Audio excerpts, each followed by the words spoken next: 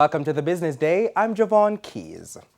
Grace Kennedy Limited saw a 12% increase in revenues for the 6 months which ended June 30, 2021. Now, the company earned revenues of 63.4 billion Jamaican dollars for the period, an increase of 6.8 billion dollars. Now, Grace Kennedy achieved a net profit of 4 billion Jamaican dollars, 30% up from the same period in 2020. Now, in a release, the company's Group CEO Don Webby said all business segments showed improved profits and revenue performance year over year. Now, Mr. Webby also indicated that the company hopes to close the acquisition of Scotia Insurance Eastern Caribbean by the end of this month, as regulatory approval has been granted.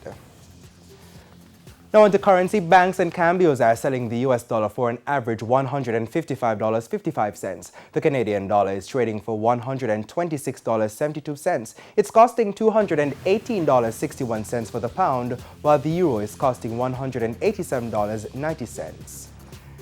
The JSE index declined by 405 points, while the junior market index advanced by 5 points. Among today's winners were JMMB Group 7% VR preference shares, Blue Power Group, Jamaica Producers Group, iCreate Limited, and Sagicor Select Funds Manufacturing and Distribution, while on the losing side were Siboney Group, Main Event Entertainment, Cygnus Credit Investments US dollar shares, First Rock Capital Holdings US dollar shares, and Eppley's 8.75% preference shares due 2023.